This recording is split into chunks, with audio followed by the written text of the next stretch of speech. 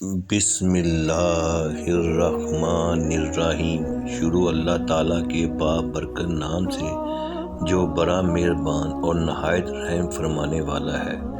کل ہم نے ذکر کیا تھا حضرت ابراہیم ادم کا۔ آج کی ویڈیو میں بھی ہم انہی کی زندگی کے اہم حالات اور واقعات شیئر کریں گے۔ گزارش ہے کہ ویڈیو کو توجہ اور انتہائی دھیان سے آخر تک لازمی سنیں تاکہ ان اللہ والوں کی باتوں کی تاثیر آپ کی روح میں اتر سکے۔ روایت ہے کہ حضرت ابراہیم ادم موسم سرما میں یخ بستہ پانی کو جس نے برف کی شکل اختیار کر لی تھی توڑ کر نہاتے اور پوری شب مشغول عبادت رہے، اور صبح کو جب ہلاکت آمیز سردی محسوس ہونے لگی تو آپ کو آگ کا خیال آیا، اور ابھی اس خیال میں تھے کہ ایسا محسوس ہوا جیسے کسی نے پشت پر گرم پوستین ڈال دی ہو، جس کی وجہ سے پرسکون نیند آ گئی، اور جب بیداری کے بعد دیکھا تو ایک بہت بڑا اژدہا تھا جس کی گرمی نے آپ کو سکون بخش دیا۔ یہ دیکھ کر آپ خوف زدہ ہو گئے اور اللہ تعالیٰ سے عرض کیا کہ تو نے اس کو میرے لیے وجہ سکون بنایا، لیکن اب یہ قہر کے روپ میں میرے سامنے ہے۔ یہ کہنا تھا کہ اژدہا پھن زمین پر مارتا ہوا غائب ہو گیا۔ جب عوام کو آپ کے مراتب کا صحیح اندازہ ہو گیا تو آپ نے اس غار کو خیر آباد کہہ کر مکہ معظمہ کا رخ کیا۔ اس کے بعد ایک مرتبہ شیخ ابو سعید نے اس غار کی زیارت کر کے فرمایا کہ اگر یہ غار مشک سے لبریز کر دیا جاتا جب بھی اتنی خوشبو نہ ہوتی جتنی ایک بزرگ کے چند روز قیام سے موجود ہے۔ صحرائی سفر میں آپ کی ایسے خدا رسید بزرگ سے ملاقات ہوئی جس نے آپ کو اسم اعظم کی تعلیم دی۔ آپ ہمیشہ اس اسم اعظم کے ذریعے اللہ تعالیٰ کو یاد کرتے۔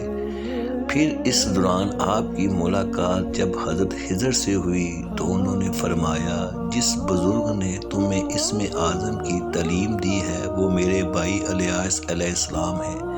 اس کے بعد آپ نے باقاعدہ طور پر حضرت خضر کی بیعت کی اور بلند مراتب تک پہنچے۔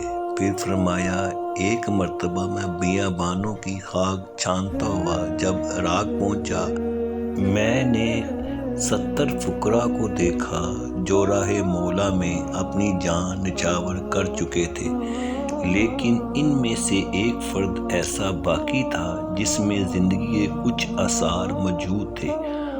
اور جب میں نے اس واقعے کی نوعیت دریافت کی تو اس نے کہا، اے ابراہیم، بس محراب اور پانی کو جز حیات بنا کر آگے جانے کی کوشش نہ کرو، ورنہ جدائی کے غم میں مبتلا ہو جاؤ گے، اور غربت کا تصور بھی چھوڑ دو ورنہ اذیت اٹھاؤ گے، کیونکہ کسی کی تاب و طاقت نہیں کہ سلامت روی کی حالت میں گستاخی کا مرتکب ہو سکے، اور اس دوست سے بھی ڈرتے رہو جو حاجیوں کو کفار روم کی مانند بذریعہ جنگ دیکھ کر دیتا ہے، اور ہم اس بیابانوں میں عہد کر کے خدا کے سوا کسی شے سے سروکار نہ رکھیں گے، محض توکل کے سہارے مقیم ہو گئے۔ جب سفر کرتے ہوئے بیت اللہ کے قریب پہنچے تو حضرت خضر سے شرف نیاز حاصل ہو گیا، اور ہم نے آپ کی ملاقات کو مبارک فال تصور کرتے ہوئے اپنی کوشش کے باآور ہونے پر خدا کا شکر ادا کیا، لیکن اس وقت ندا آئی، اے عہد شکنوں، اے فریب کارو، کیا تمہارا عہد یہی تھا کہ مجھے فراموش کر کے دوسروں سے رسم و راہ براؤ؟ سن لو کہ میں اس جرم کی سزا میں موت کے گھاٹ اتار دوں گا۔ چنانچہ اے ابراہیم، یہ خوفشدہ لوگ اس کے قہر کا شکار ہو گئے، اور اگر تم بھی قربت چاہتے ہو تو ایک قدم بھی آگے نہ بڑھانا۔ اور حضرت ابراہیم نے حیرت زدہ ہو کر اس شخص سے پوچھا کہ تم کیسے زندہ بچ گئے؟ تو اس نے جواب دیا کہ ابھی نیند پختہ ہوں، اور اب انہی کی طرح پختہ ہو کر جان دینا چاہتا ہوں۔ یہ کہہ کر وہ بھی جان بحق ہو گیا۔ ایک مرتبہ آپ کسی بزرگ سے ایک پہاڑی پر مصروف گفتگو تھے تو انہوں نے سوال کیا کہ اہل حق کے مکمل ہونے کی کیا علامت ہے؟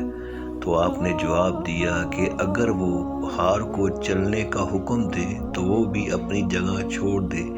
یہ کہتے ہی وہ پہاڑ حرکت میں آ گیا۔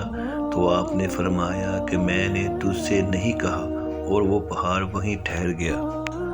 آج میں اس سلسلے کو یہیں پر اختتام کرتا ہوں۔ کل انشاءاللہ تعالی حضرت ابراہیم ادم کی شخصیت کے بارے میں یہیں سے بات شروع کریں گے۔ میری دعا ہے کہ اللہ تعالی میری اور میرے سننے والوں کی ان نیک بندوں کے صدقے بخشش فرما دے۔ آمین ثم آمین۔ آخر میں میرے سننے والوں سے گزارش ہے کہ درود پاک پڑھ لیں۔ صلی اللہ علیہ وآلہ وسلم۔ شکریہ۔